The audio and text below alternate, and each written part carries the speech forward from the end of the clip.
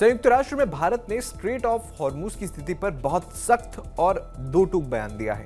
भारत के स्थायी प्रतिनिधि एम्बेसडर पी हरीश ने कहा है कि व्यापारिक जहाजों को निशाना बनाना, बेगुनाह नाविकों की जान खतरे में डालना या फिर हॉर्मुज में आवाजाही रोकना पूरी तरह से अस्वीकार्य है। भारत ने जोर देकर मांग की है कि अंतर्राष्ट्रीय कानून का पूरा सम्मान हो और हॉर्मुज से जहाजों की सुरक्षित और बेरोकटोक आवाजाही जल्द से जल्द बहाल की जाए।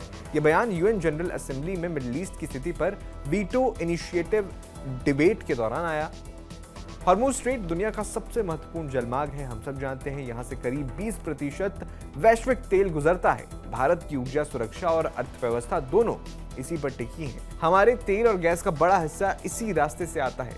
अगर यहाँ कोई रुकावट आई तो पेट्रोल डीजल के दाम आसमान छू सकते हैं और उद्योगों पर असर पड़ेगा। एम्बेसडर हरीश ने कहा कि भारत की ऊर्जा और आर्थिक सुरक्षा के लिहाज से हॉर्मुज से आने वाला व्यापार बहुत जरूरी है। हम इस बात पर गहरा दुख जताते हैं कि इस संघर्ष में व्यापारिक जहाजों को सैन्य हमलों का निशाना बनाया गया। सबसे दुखद बात यह है कि इस संघर्ष में कई भारतीय नाविकों की जान गई। एम्बेसडर ने कहा कि जहाजों पर काम करने वाले कई भारतीय नाविकों को अपनी कीमती जान गंवानी पड़ी। भारत इन बेगुनाह लोगों की सुरक्षा को लेकर बेहद गंभीर है। ये तनाव वैसे 28 फरवरी को ईरान और खाड़ी क्षेत्र में शुरू हुए संघर्ष से बढ़ा है। भारत ने शुरू से ही सभी पक्षों से संयम बरतने, तनाव न बढ़ाने और कूटनीतिक व बातचीत का रास्ता अपनाने की अपील की है।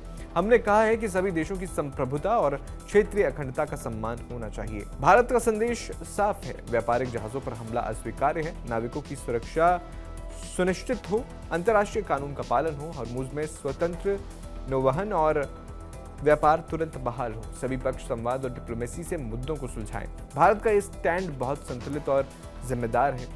हम ना तो किसी पक्ष को समर्थन दे रहे हैं, ना ही चुप बैठे हैं। अपनी ऊर्जा जरूरतों, नागरिकों की सुरक्षा और वैश्विक व्यापार को ध्यान में रखकर भारत ने स्पष्ट रूप से अपनी बात रखी है। भारत हमेशा से ही शांति, स्थिरता और नियम आधारित अंतर्राष्ट्रीय व्यवस्था का पक्ष लेता रहा है। आपका इस बयान पर क्या कहना है, कमेंट बॉक्स में मुझे जरूर बताएं।